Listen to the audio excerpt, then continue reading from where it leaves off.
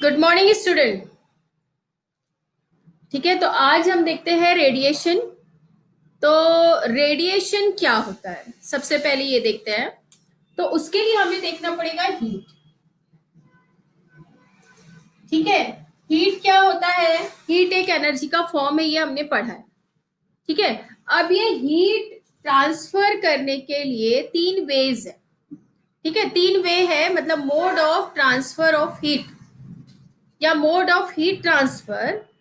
कितने मोड होते हैं? थ्री मोड होते हैं। ठीक है, पहला होता है कंडक्शन, दूसरा होता है कन्वेक्शन और थर्ड होता है रेडिएशन। तो हमें ये रेडिएशन के बारे में ही पढ़ना है, लेकिन इसके लिए पहले हमको कंडक्शन और कन्वेक्शन समझना जरूरी होता है।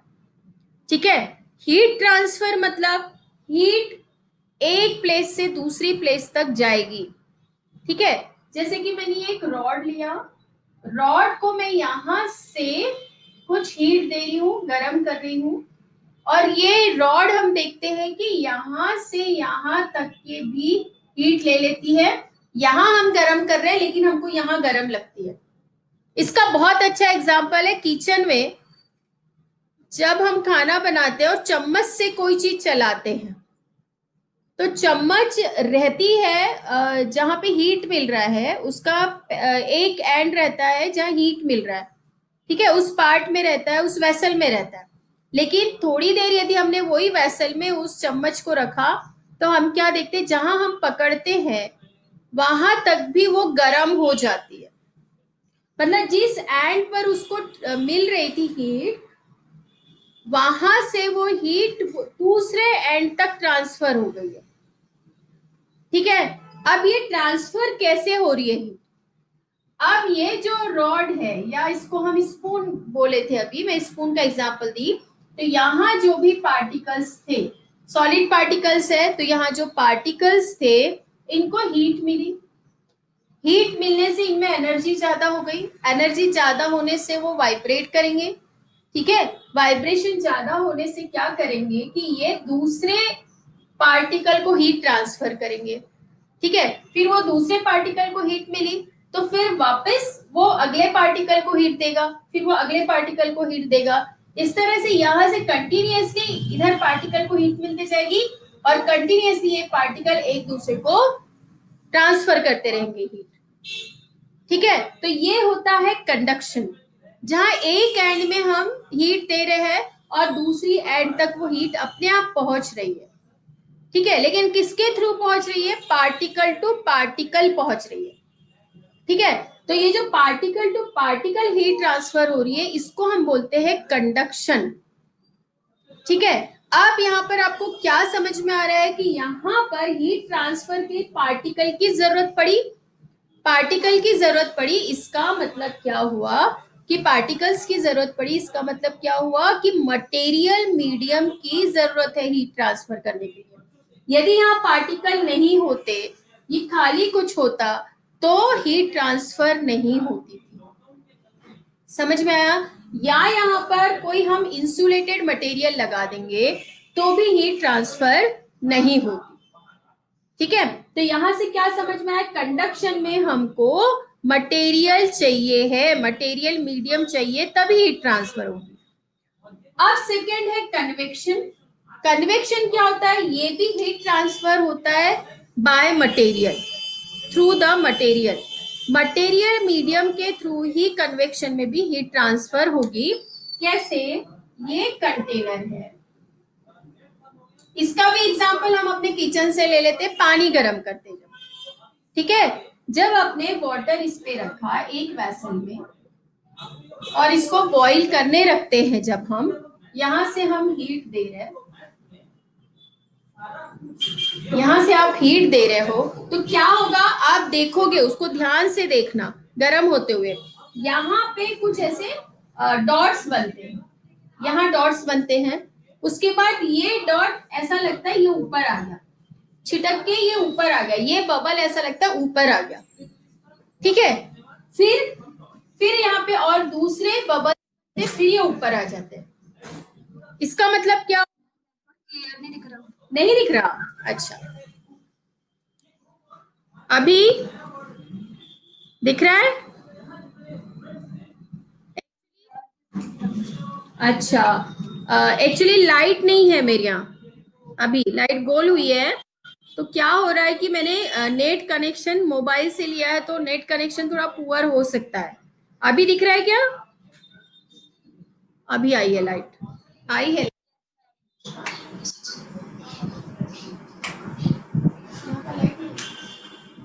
अभी दिखा क्या?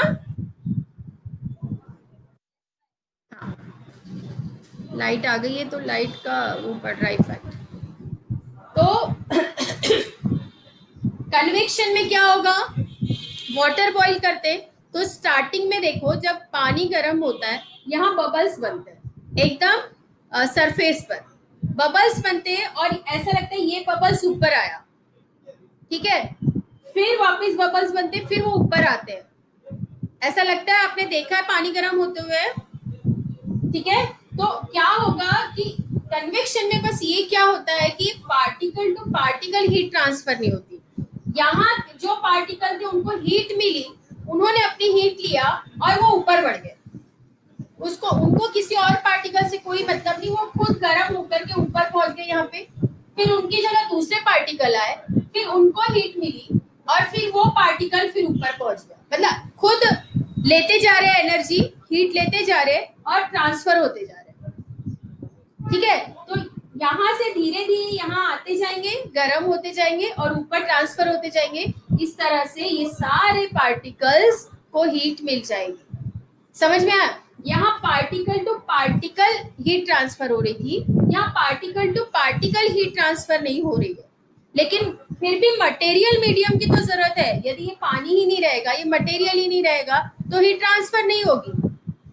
समझ में आया? तो मटेरियल मीडियम की जरूरत है, लेकिन यहाँ particle to particle heat transfer नहीं हो रही है। पर्टिकुलर पार्टिकल हीट लेकर के अपना हट जाता है, दूसरी जगह चला जाता है, ठीक है। फिर दूसरे पार्टिकल आते हैं, वो हीट लेते हैं और फिर वो ट्रांसफर होता है।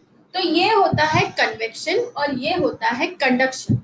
आपको ये समझ में आना चाहिए, वैसे ये 9th में ही था, ठीक है। तो ये होता है कंडक्शन और कन्वेक्शन में। तो दोनों में हमको मटेरियल मीडियम चाहिए, ठीक है। दोनों में हीट ट्रांसफर के लिए हमको मटेरियल मीडियम चाहिए। बट रेडिएशन में क्या होता है? पर रेडिएशन में क्या होता है कि रेडिएशन में हमको मटेरियल मीडियम की जरूरत नहीं है। रेडिएशन वैक्यूम में भी ट्रेवल कर सकती है, मटेरियल मीडियम में भी ट्रेवल कर सकती है और वैक्यूम में भी ट्रेवल कर सकती है। जैसे कि इलेक्ट्रोमैग्नेटिक वेव, जैसे कि सन से हमारे तक जो रेज आ रही है, ये भी रेडिएशन, ठीक है। और वैसे रेडिएशन को यदि डिफाइन करना है तो किसी भी सरफेस से, किसी भी ऑब्जेक्ट के सरफेस से जो हीट निकलती, ठीक है, जो भी हीट निकलती है, तो उस रेडिएशन को, उस हीट को हम बोलेंगे हीट रेडिएशन, ठीक है। किसी भी सरफेस पर सरफेस से जब एनर्जी एमिट होती है, और अच्छी भाषा में बोले तो एमिट होती है, ठीक है। किसी भी सरफेस से जब एनर्जी एमिट होती है तो उस उस मोड को, ठीक है, या उस फिनोमेना को हम बोलेंगे रेडिएशन। और रेडिएशन हमारे चारों तरफ ऑलरेडी होते रहता है, जैसे सन से रेज आ रही है, ठीक है, सन से रेज आ रही है, इलेक्ट्रोमैग्नेटिक वेव्स है, सारी जो रेज है वो सभी रेडिएशन के फॉर्म में हमारे तक आती है। और रेडिएशन क्या है, वैक्यूम में भी हो सकता है और मटेरियल मीडियम में तो हो ही सकता है, और वैक्यूम में भी हो सकता है, ठीक है। ये इसकी खासियत है, ये इसकी प्रॉपर्टीज है। तो इसकी प्रॉपर्टीज में आएगा कि एक तो ये बहुत फास्टेस्ट मोड है, जैसे यहाँ पर कंडक्शन में धीरे धीरे गर्म होगा, ठीक है। कन्वेक्शन में भी आपने देखा हमको टाइम लगता है। कंडक्शन भी मैंने एग्जांपल दिया किचन का, ठीक है, तो तुम देखोगे यदि उस पर किसी वेसल में यदि चम्मच रख रहे हो तो वो धीरे धीरे ही एंड दूसरे एंड तक गर्म हो। ठीक है, तो टाइम ले रही है। कन्वेक्शन में भी यदि वाटर आप बॉईल कर रहे हो तो वो धीरे धीरे ही ऊपर पार्टिकल आएंगे और सारा बॉईल होने में टाइम लेगा। तो कन्वेक्शन में भी टाइम लगता है, लेकिन रेडिएशन हम तक डायरेक्ट पहुंचती है, जल्दी पहुंचती है। इसका सबसे अच्छा एग्जांपल सनरेज का है। सुबह जैसे ही सूरज निकलता है वैसे ही हम तक हीट पहुंच जाती है। ठीक है, तो इस तरह से रेडिएशन बहुत फास्टेस्ट प्रोसेस है। ठीक है, तो इसके ऐसे ही प्रॉपर्टीज है। एक तो ये fastest mode of heat transfer है, दूसरा vacuum as well as through material medium ये पॉसिबल है। और आगे it is in the form of electromagnetic waves. तो ये सारी प्रॉपर्टीज मैंने बता दिया कि ये इलेक्ट्रोमैग्नेटिक फॉर्म में भी रेडिएट होती है। ठीक है, अब इसके बाद हम देखते हैं कि इसमें होता क्या है रेडिएशन में।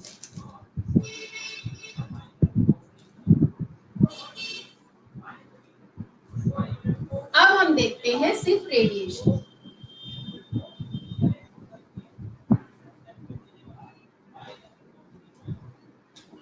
ठीक है, रेडिएशन में जैसे मैंने कहा ना, यहां से किसी भी सरफेस से जब एनर्जी एमिट होती है, ठीक है, तो एनर्जी एमिट होती है तो पहले हम इस पर एक एनर्जी डालते हैं, तभी तो हम किसी सरफेस से कितनी एनर्जी निकल रही है, क्या हो रहा है उस सरफेस के साथ, ये देख सकेंगे। तो यहाँ जो हम एनर्जी इंसिडेंट करवा रहे हैं इस सरफेस पर, ये हम ले लेते हैं क्यू। अब ये जो एनर्जी है वो 3 पार्ट में डिवाइड हो सकती है ना, हो सकती है, पॉसिबिलिटी है। एक तो इसका कुछ पार्ट रिफ्लेक्ट हो सकता है, ठीक है, कुछ पार्ट ट्रांसमिट हो सकता है, ठीक है, और कुछ पार्ट इसी सरफेस पर एब्सॉर्ब हो सकता है।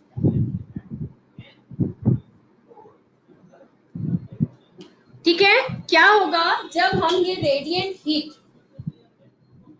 जब ये रेडिएंट हीट, इसको हम क्या बोलेंगे, रेडिएंट एनर्जी भी बोल सकते हैं, रेडिएंट हीट भी बोल सकते हैं।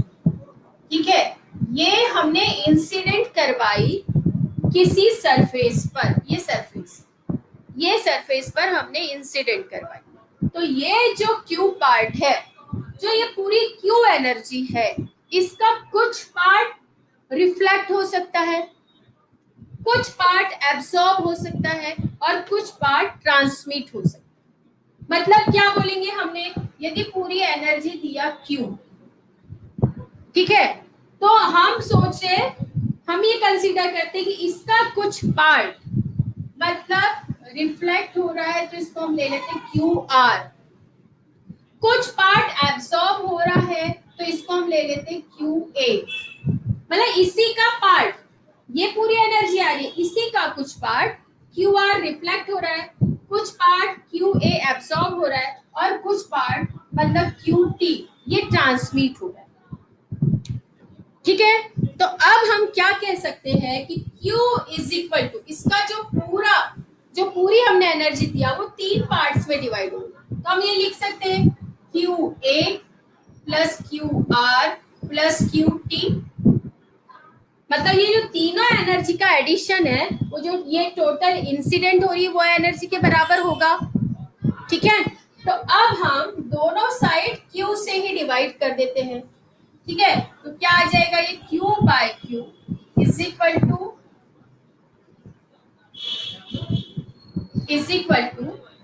Q A upon Q plus Q R upon Q plus Q T upon Q.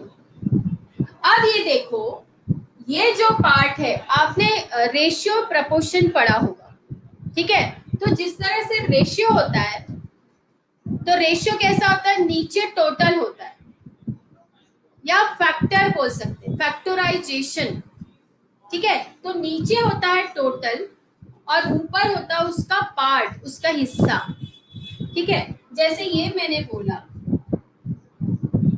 ये एक चीज है पूरा, ये पूरा पार्ट है, तो इसका ये पार्ट कितना हुआ, तो इसके हमने देखे 1 2 3 4 पार्ट है, 4 आ जाएगा नीचे टोटल, और ये बस एक हिस्सा कितना है ये बताना है, तो हम यहाँ लिखेंगे 1/4। तो नीचे हो गया टोटल और ऊपर हो गया उसका पार्ट। ठीक है, वैसे यहाँ पर क्या हो गया, टोटल हो गया ये क्यू एनर्जी और उसका ये पार्ट हो गया, क्यू एफ उसका उतना पार्ट हो गया। तो इसको हम क्या लिख सकते हैं, इसको हम लिखते हैं, एक सिंबल दे देते हैं। ठीक है, वो सिंबल हम देते हैं इसको सिर्फ ए। तो इसको हम क्या बोलेंगे, absorbed energy from total radiant energy. ये क्या हो गया, part of absorbed energy from total radiant energy, हम ये शब्द बोल सकते हैं। ठीक है, प्लस क्यू आर को क्या बोलेंगे, reflected energy from total part of incident radiant energy. ठीक है, तो इसको हम दे देते हैं आर, स्मॉल आर, यहाँ पे भी आप स्मॉल आर ही लो।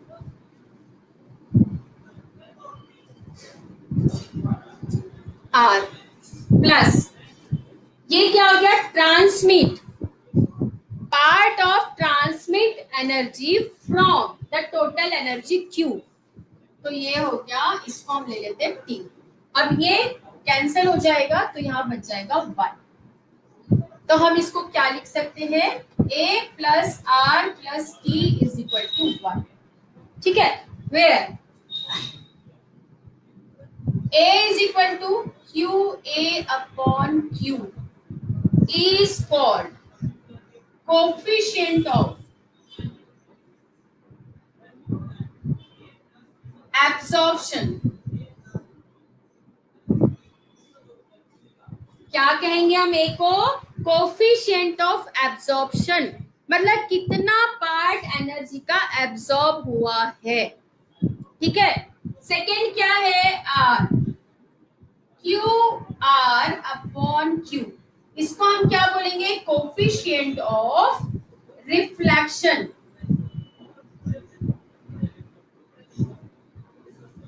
मतलब कितना उस एनर्जी का,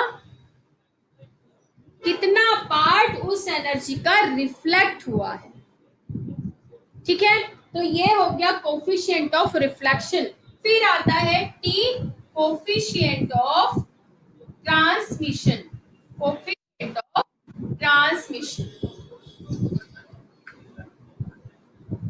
मतलब कितना पार्ट एनर्जी का ट्रांसमिट हुआ है, तो इसको बोलेंगे कोफिशिएंट ऑफ ट्रांसमिशन। और अब हम क्या बोलेंगे, रेडिएशन में क्या होता है, coefficient sum of coefficient of absorption, coefficient of reflection and coefficient of transmission is equal to 1। ठीक है, मतलब हम क्या बोल सकते हैं, ये रेडिएंट एनर्जी इंसिडेंट होती है तो उसका कुछ पार्ट रिफ्लेक्ट होगा, कुछ एब्सॉर्ब होगा और कुछ ट्रांसमिट होगा। अब हम ये, इसमें और भी बहुत सारी पॉसिबिलिटीज है। यदि कोई पार्ट बिल्कुल रिफ्लेक्ट नहीं होता है, ठीक है, हम ये देखते हैं कि रिफ्लेक्शन वाला कोफिशिएंट 0 है, तो हम क्या बोलेंगे, कुछ पार्ट एब्सॉर्ब हो रहा है, कुछ पार्ट ट्रांसमिट हो रहा है पर रिफ्लेक्शन नहीं हो रहा है।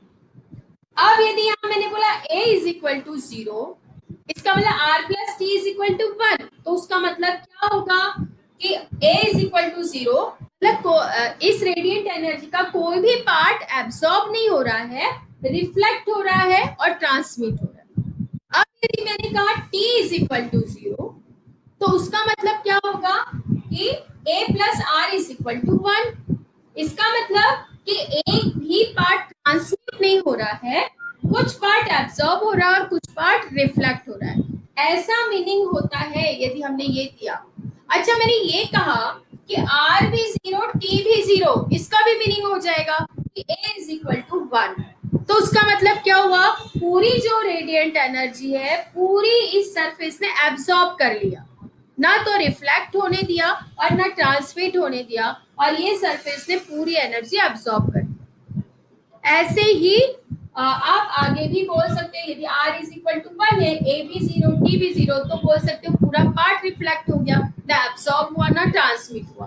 और यदि a 0 है, r 0 है, t इज इक्वल टू 1 है, तो उसका मतलब हुआ पूरा ट्रांसमिट हुआ है, ना तो एब्सॉर्ब हुआ और ना रिफ्लेक्ट हुआ। ठीक है, तो इस टाइप के केसेस अभी हम देखेंगे। लेकिन ये वाला जो डेरिवेशन है a plus R plus T is equal to 1, ये आप अच्छे से करिएगा क्योंकि ये 3 मार्क्स के लिए आता है। ठीक है, ये डायग्राम हमने समझाने के लिए बताया है, डायग्राम की जरूरत नहीं है, लेकिन इससे क्या है आपको अच्छे से समझ में आएगा। कोशिश करना एग्जाम में आए तो डायग्राम ड्रॉ करके आप समझाओ तो और अच्छा रहेगा। ठीक है, तो ये हो गया रेडिएशन का पार्ट। अब हम देखते हैं, ये केसेस देखेंगे कि कोफिशिएंट ऑफ एब्जॉर्प्शन और एब्जॉर्प्टिव पावर। हाँ, इसको जो हमने कोफिशिएंट बोला है ना, इसको एब्जॉर्प्टिव पावर भी बोल सकते हैं कि यदि ए की वैल्यू जितनी है तो उस बॉडी का, उस सरफेस का उतना एब्जॉर्प्टिव पावर है कि वो उतना एब्जॉर्ब कर सकता है हीट को। ठीक है, वैसे ही आर को रिफ्लेक्टिव पावर बोल सकते हैं कि उतना रिफ्लेक्ट कर सकता है, वो उसका रिफ्लेक्टिव पावर है। ट्रांसमिट टी जितना ज्यादा होगा हम बोलेंगे उसका ट्रांसमिट पावर उतना है। तो ये हो गया ट्रांसमिट, ये हो गया कोफिशिएंट ऑफ ट्रांसमिशन। ये इस तरह की मीनिंग होती है ये सब चीजों की। ठीक है,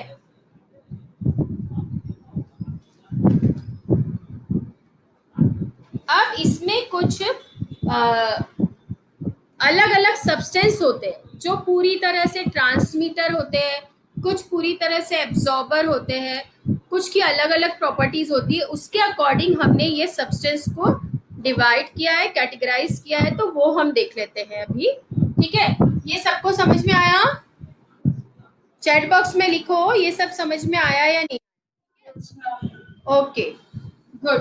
तो अब हम इसके आगे अब देखते हैं वो रिफ्लेक्टर क्या होगा, फिर डायथर्मिनस सब्सटेंस क्या होंगे, एथर्मिनस सब्सटेंस क्या होंगे।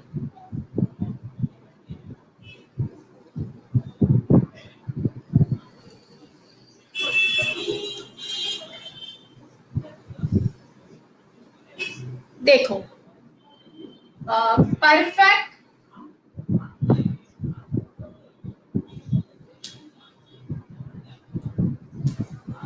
परफेक्ट ट्रांसमीटर,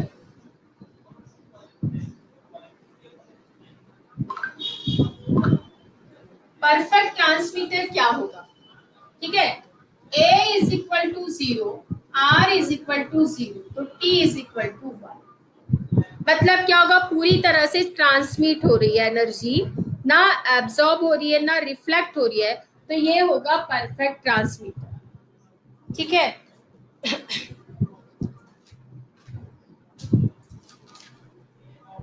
उसके बाद है डायथर्मिनस।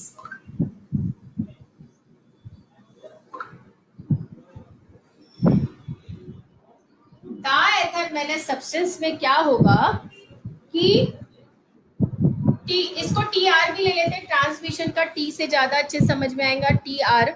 ठीक है, तो T R does not equal to 1,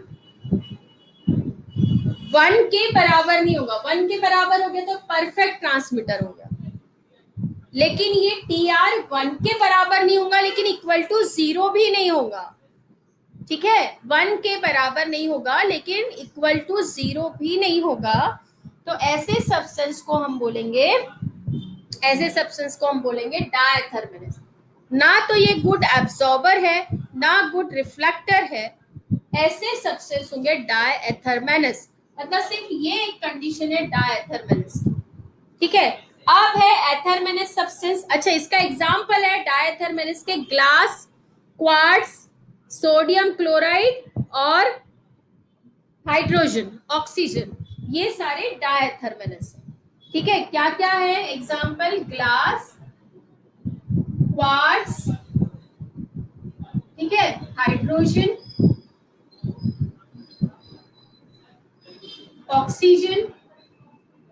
ठीक है, ये सब आपके डायथर्मिनस है। अब एथर्मिनस, ये सिर्फ इसकी कंडीशन याद रखनी है, ऑब्जेक्टिव में पूछ सकता है।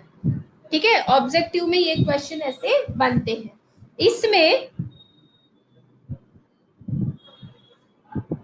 इसमें क्या हो जाएगा, एथर माइनस में, अब देखो सब कंडीशन आ गई इसमें, T R is equal to 1, तो perfect transmitter, T R does it not equal to 1, ठीक है, 1 नहीं होगा, बाकी कुछ भी हो सकता है, तो वो हो जाएगा डायथर माइनस। तो अब ये क्या हो जाएगा, T R is equal to 0, तीसरी कंडीशन, क्योंकि ये 3 कंडीशन ही पॉसिबल है, ठीक है। तो इस कंडीशन में a plus R is equal to होगा 1। तो ये जो कंडीशन है वो है एथर माइनस की, और इसके एग्जाम्पल होते हैं वाटर, वुड, आयरन, कॉपर, ये सब। वाटर, वुड, आयरन, कॉपर, ये सारी चीजें एथर माइनस होती है, ठीक है, एथर माइनस सब्सटेंस। फिर है गुड रिफ्लेक्टर, ये मैंने एक बार और आपको समझा ही दिया है, फिर भी आप देख लो एक बार। गुड रिफ्लेक्टर, ये हो जाएगा R इज इक्वल टू 1, ठीक है।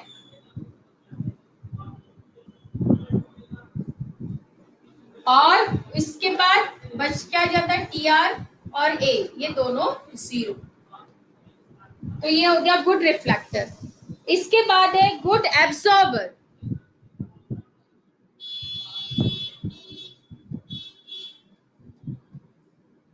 तो क्या हो जाएगा, A इज इक्वल टू 1, बाकी सब 0। ये बहुत इंपॉर्टेंट कंडीशन है गुड एब्सॉर्बर की, ठीक है, ये बहुत जरूरत पड़ती है। तो ये इतने टाइप के आपके सब्सटेंस होते हैं, perfect transmitter, diathermanous, athermanous, good reflector, good absorber. तो ये तो चीजें अच्छी समझ में आती है, बस अपने को कंफ्यूजन का होता है डायथर माइनस और एथर माइनस में। तो ये जो 2 कंडीशन है वो आप ध्यान रखें, ठीक है। अब इसके आगे हम चलते हैं, तो हम देखेंगे परफेक्ट ब्लैक बॉडी, ठीक है। ये एक चीज देख लेते हैं,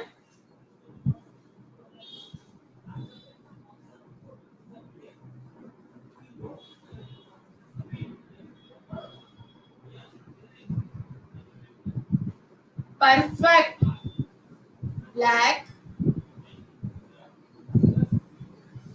बॉडी। अब ये परफेक्ट ब्लैक बॉडी क्या है, होता क्या है कि हमने देखा है कि ब्लैक जब हम कपड़े पहनते हैं तो हमें बहुत गर्मी लगती है, ठीक है। तो होता क्या है कि जो ब्लैक चीजें होती ना वो बहुत हीट को एब्सॉर्ब करती है, रिफ्लेक्ट नहीं करती है, ठीक है। तो इसीलिए ब्लैक मटेरियल जो बोलते हैं समर में हमें यूज नहीं करना चाहिए, ठीक है। तो क्यों यूज नहीं करना चाहिए, क्योंकि वो बहुत ज्यादा हीट एब्सॉर्ब करती है। तो ये होती है ब्लैक बॉडी या ब्लैक मटेरियल, ठीक है। लेकिन परफेक्ट ब्लैक बॉडी का मतलब क्या होगा, कि जो सारी की सारी हीट एब्सॉर्ब करे, मतलब उसके लिए क्या होना चाहिए, A इज इक्वल टू 1 होना चाहिए, ठीक है। लेकिन हमारे नेचर में ऐसी कोई बॉडी नहीं है जो परफेक्टली ब्लैक बॉडी हो, या जो पूरी की पूरी हीट एब्सॉर्ब करे, ऐसी नहीं है। पर बनाई जा सकती है, पर बनाई भी जा सकती है, मतलब पूरा 100% हीट एब्सॉर्ब करे, 100% हीट एब्सॉर्ब करे, ऐसा नहीं हो पाता है, ऐसा नहीं हो पाता है। कुछ बॉडीज बनाई जाती है, ब्लैक बॉडीज, जिसको परफेक्ट बोल सकते हैं, तो वो ऐसे कुछ मटेरियल होते हैं जिसमें आता है लैम्प ब्लैक और वाइट प्लेटिनम, प्लेटिनम पॉलिश, ठीक है। तो ये ऐसा कुछ मटेरियल है जिससे बॉडी को परफेक्ट ब्लैक बॉडी बनाया जा सकता है, पर फिर भी ये सब का यूज करके भी हमको 97.5% तक हीट एब्सॉर्ब होती है, बाकी हीट एब्सॉर्ब नहीं होती है। पर अब हम इसी को, क्योंकि इसके आगे और नहीं बन सकती परफेक्ट ब्लैक बॉडी, तो हम इसी को फिर परफेक्ट ब्लैक बॉडी बोलते हैं, ठीक है। तो ऐसी ब्लैक बॉडी ऐसी परफेक्ट ब्लैक बॉडी के लिए A इज इक्वल टू 1 है तो R इज इक्वल टू 0 हो जाएगा और TR इज इक्वल टू भी 0 हो जाएगा। तो ऐसी एक परफेक्ट ब्लैक बॉडी फेरीज ने बनाई थी। ठीक है, एक साइंटिस्ट है फेरीज, उन्होंने ये ब्लैक बॉडी बनाई थी। तो उसका जो कंस्ट्रक्शन है ये देख लेते हैं हम। एक और चीज है कि ये जो एब्जॉर्प्शन है ये वेवलेंथ पर भी डिपेंड करता है कि किस टाइप की रेडिएशन आ रही है और किस टाइप की वेवलेंथ की रेडिएशन आ रही है। ठीक है, दूसरी बात है कि जो गुड एब्सॉर्बर रहता है, पूरी तरह से एब्सॉर्ब करता है, वो गुड एमिटर होता है या हो सकता है। मतलब ये सरफेस है, ये ब्लैक बॉडी है, ये पूरी की पूरी हीट को एब्सॉर्ब कर रहा है। ये जो Q है और ये QA है, तो ये पूरी हीट पूरी एब्सॉर्ब हो रही है। ठीक है, तो ये सरफेस से जब इमिशन होगा, रिफ्लेक्शन नहीं, रिफ्लेक्शन का मतलब है यही वाली हीट को रिफ्लेक्ट करना, तो वो रिफ्लेक्शन नहीं, इमिशन मतलब ये वाली बॉडी को एनर्जी देकर फिर इस बॉडी की प्रॉपर्टी से कुछ एमिट होना, रेडिएशन भी एमिट हो सकती है, एमिट होना उसको बोलेंगे इमिशन। तो जो गुड एब्सॉर्बर होगी बॉडी वो ही गुड इमिटर भी हो सकती है या होती है। ठीक है, ये एक प्रॉपर्टी थी ब्लैक बॉडी, इसलिए perfectly black body good emitter भी होती है। अब फेरीज ने जो ब्लैक बॉडी बनाया, उन्होंने क्या किया, एक ऐसा चैम्बर बनाया सर्कल शेप का। ठीक है, अब इसमें ऐसे डबल वॉल्ड बनाया और यहाँ पे थोड़ा सा अपर्चर रखा। ठीक है, और क्या किया, मेन बात यहाँ पर एक ऐसा कोनिकल कोनिकल पार्ट यहाँ पे इस तरह से दिया, जिसको कि हम क्या बोलेंगे, कोनिकल प्रोजेक्शन। ठीक है, ऐसा कोनिकल प्रोजेक्शन यहाँ दिया। क्यों? दूसरा, ये बॉडी का कंस्ट्रक्शन हम देखते हैं तो ये है व्हाइट पॉलिश, सिल्वर पॉलिश या व्हाइट प्लेटिनम बोल सकते हैं, वो पॉलिश है। और अंदर जो पॉलिश है, यहाँ पर जो पॉलिश है वो है लैम्प ब्लैक। फिर ये जो पार्ट है जो खाली दिख रहा है ये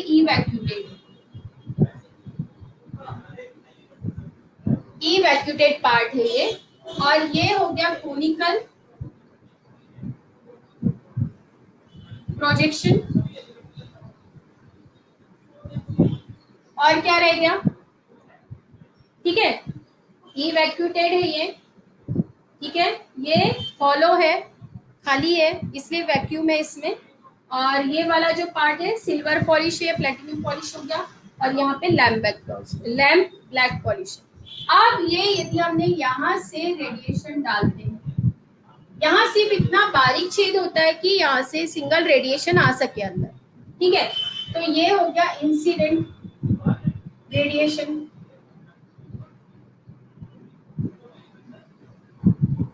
ठीक है, ये यहाँ पर है। अब यहाँ से टकरा के ये रेडिएशन क्या होगी, यहाँ से रिफ्लेक्ट होगी, यहाँ चले जाएगी, फिर यहाँ से रिफ्लेक्ट होगी, इधर चले जाएगी, इधर से हो सकता है इधर चले जाए, फिर इधर चले जाए। मतलब ये जो रेडिएशन है ना, अंदर ही अंदर रिफ्लेक्ट होकर के वहीं के वहीं पर कुछ पार्ट एब्सॉर्ब होगा, कुछ पार्ट रिफ्लेक्ट होगा, लास्टली क्या होगा, पूरा ही पार्ट एब्सॉर्ब हो जाएगा। ठीक है, तो यहाँ से रिफ्लेक्शन के चांसेस ही नहीं रहते। जितनी यहाँ से रेडिएशन आएगी, इंसिडेंट होगी, वो पूरी की पूरी इसके थ्रू एब्सॉर्ब हो जाएगी। ठीक है, तो इस तरह की ये बॉडी को बोला है फेरीज ब्लैक बॉडी। फेरी ने बनाया इसलिए इसको फेरीज ब्लैक बॉडी बोलते हैं। ठीक है, तो ये है ब्लैक बॉडी। इसका डायग्राम सिर्फ 2 मार्क्स के लिए आता है, पर ये सारा जो है ना लेबलिंग ये जरूरी होता है। कोई लेबलिंग भूली क्या मैं? सिल्वर पॉलिश सरफेस है, डबल वॉल्ड। हाँ, एक ये चीज लिखना था कि ये डबल वॉल। ठीक है, ये एक वॉल होती है, एक वॉल होती है, तो इसको हम बोलेंगे डबल वॉल।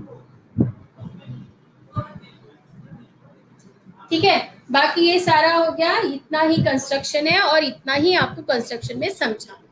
और वर्किंग में क्या आ जाएगा कि जो भी रेडिएशन इंसिडेंट होगी वो ये पार्ट में कोनिकल पार्ट से टकरा करके, है ना, इस पर इंसिडेंट होकर रिफ्लेक्ट होगी तो वो अंदर ही अंदर रहेगी, ठीक है, इसके इनर पार्ट में ही रहेगी। फिर इसका कुछ पार्ट एब्जॉर्ब होगा, कुछ रिफ्लेक्ट होगा, वो दूसरे साइड जाएगा और यही लैम्प ब्लैक पर ही इंसिडेंट होगा तो उसका कुछ पार्ट फिर से एब्जॉर्ब होगा और कुछ पार्ट रिफ्लेक्ट होगा, फिर से वो लैम्प ब्लैक पर ही जाएगा तो फिर कुछ एब्जॉर्ब होगा, कुछ रिफ्लेक्ट होगा। इस तरह से ये इनर पार्ट में इनसाइड दिस बॉडी ही ये क्या होगी, एब्सॉर्ब हो जाएगी पूरी एनर्जी। तो इस तरह से ये गुड एब्सॉर्बर हो गया रेडिएंट हीट का या रेडिएशन का। ठीक है, तो ये हो गई फेरिस की ब्लैक बॉडी।